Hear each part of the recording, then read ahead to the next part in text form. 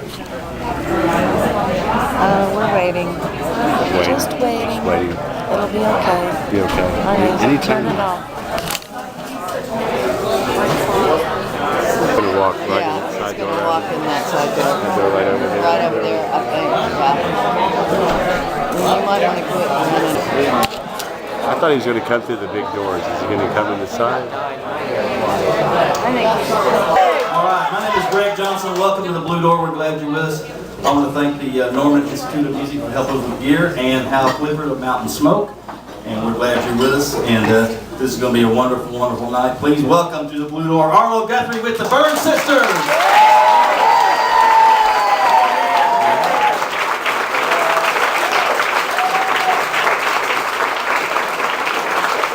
Here he comes, here he comes. No? Where is he? You're nothing. And Hoyt wasn't actually looking for trouble, but he wasn't avoiding it on purpose. He was one of those kind of guys. I remember one time, we were playing in a place just about like this, a little small club in LA, had to be around 1965, and he was on stage, and I'm watching him. And he's up there he's singing his songs, taking them pretty seriously. Some people were talking in the back of the room. He just looked out there and said, "Quiet down up there." And they just kept talking. We didn't even hear him. He said, "I said, quiet down out there." And they must have not been paying attention. White puts down his guitar, walks out into the crowd, picks up two people, one in each hand, walks out the door. The door closes, you can hear stuff banging, breaking, people yelling, screaming, crying. Boyd comes back in, the door closes. By this time, the rest of the crowd is deathly quiet. Gets up on stage, sits down, picks up his guitar, and says, "I shouldn't have done that."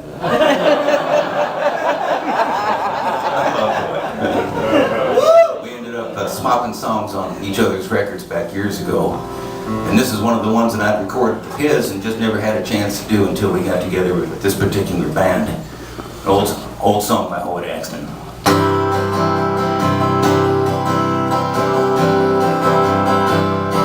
I dream in the morning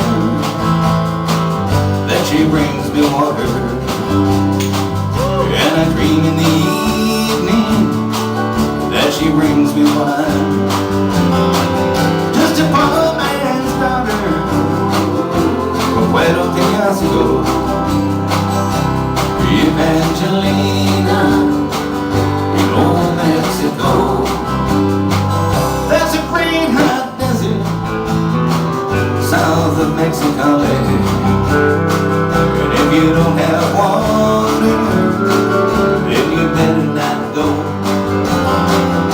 Tequila won't get you across the desert. Evangelina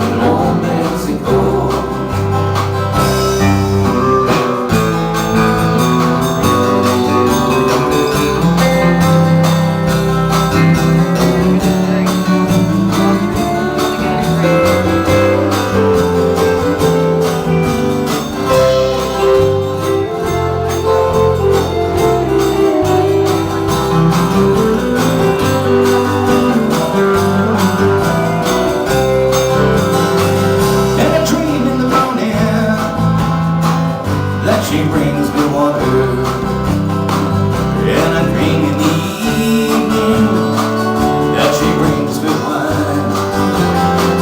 Just a poor man's daughter, Puerto Peñasco, Evangelina, Old Mexico.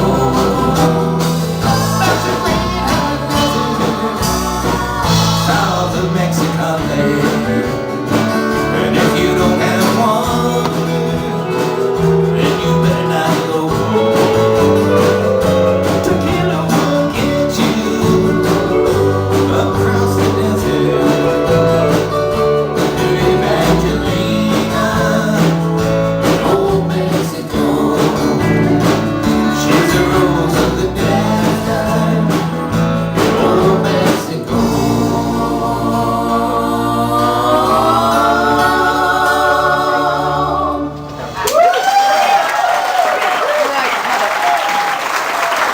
Until we got together with this band, and by the way, let me introduce everybody. Bobby Sweet here on electric guitar. Rudy Micro here on the bass. My old buddy Terry Oliveri on the drums back there. You've met the Burns sisters, Jeannie, Annie, Marie Burns. My son Abe Guthrie on the keyboard back there. And so we're rehearsing this song a couple of years ago in my house in the living room, going over it, listening to the old record. I hadn't done it in years, you know. And after the rehearsal that day, everybody goes home. My wife Jackie comes down the stairs. We've been married 40 years even back then. Comes down the stairs and says, honey, I didn't want to say anything before now, but Hoyt wrote that for me. You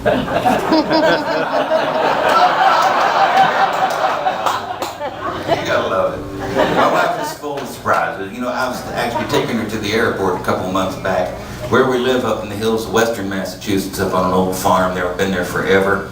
And it takes about an hour and a half to get to the nearest airport that actually goes somewhere. Down through the back roads, that kind of thing, down in Connecticut. So we're driving down the road, I'm dropping her off. You know how it is these days. At airports all over the country, you don't actually stop when you're dropping people off. You sort of slow down to a crawl, the cops are waving, keep moving, keep moving. You know, door opens, you get a running start, out you go, bags out, you know. Got the cell phone? Yeah, see you later, bye. That's it. So I'm dropping her off. She's there, I'm driving home about a half hour into the trip. The phone rings. Honey, come and get me. I said, well, what happened? They canceled the flight on you or something? She said, no. I've been arrested. I said, you're kidding. She said, no. I said, well, what happened? She said, I can't talk now. I'm in handcuffs. Just come and get me. So I turned the car around. I'm driving down the road. I'm not making this up. I'm calling the kids. Mom's been arrested. At some point, the Connecticut State Troopers are calling me on the phone, giving me instructions, you know, what to do. You take the car into the no parking area. Don't go here, but you go there and you stay and park in the back of the squad car. It's parked right there in the no parking zone. Get out, stand there and wait for her in the no standing zone. I'm getting the idea. So I get the car there. Anyway, I'm waiting for her. Out comes my wife, handcuffs behind her back. Big Connecticut State Trooper, you know, leading her on. 4 or 5 of his buddies all standing around, coming out there to meet me. And the one that's right in back of her, leading her on, comes over and says, Mr. Guthrie, first of all, I'm a fan. He starts rattling off the names of these obscure records of mine that nobody's ever heard of. He's not making it up, this is real. And the other guy said, oh, I got that one, I love that one. I'm saying, just tell me what happened. Oh, okay. So, here's what happened. We saw a bag going through the security. It had a little tag on it that said, Arlo Guthrie. And we says, we know he's not here. What kind of idiot is pretending to be him? So they decide they're going to open up the bag, and then there's a little tin that somebody had given me at a gig. You know, people just give you stuff, throw it in a suitcase, forget all about it. This particular one had a picture of a familiar plant right on the top of it. With the words Amsterdam written on the side. Oh, well, let's open this up. Sure enough, it ain't just a picture. This is the actual botanical substance, and they come flying out like a jack-in-the-box. My wife was going, I didn't know that was there. They're leaving her off in handcuffs, you know. Finally, you know, they said, look, Mrs. Guthrie, you know, I mean, we've got better things to do than arresting people for this stuff these days. It's just the way it is. It's stupid, but here we are. And frankly, if we'd have known it was you, we would have never bothered. But now that we've arrested you, well, we can't unarrest you. So we have to take you down and process you and keep you in the cell there for a while, and we'll call the husband, he can come and get you. So they're telling me the story. Meanwhile, they're undoing the handcuffs. My wife's been there now for an hour and a half, 2 hours. She's made friends with everybody, and she's a serial hugger. She's saying goodbye, thank you very much, and you know, like that, squeezing them all. They're backing off. Oh my God, hippies or something, you know. To get her out of there, I had to take pictures with the arresting officer. You know. There's an old song for my wife.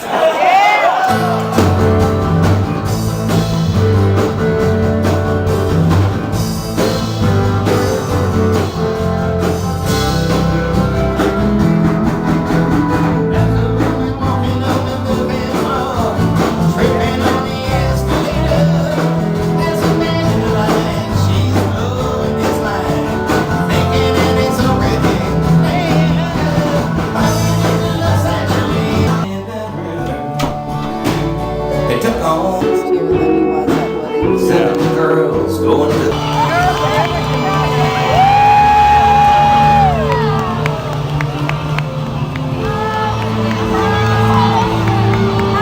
I love the smell of it too.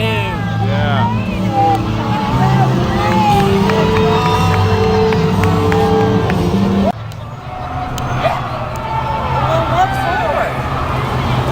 Have you lost your ears and your fingers? You're the last guy. Yeah. Yeah. And so you can haul up, pick up. So did Wayne say you know you can go, but you got to be at the end? Is that how? Yeah. Yeah. Is that what it was? Oh, you even had a leg bone. Well, I admire you.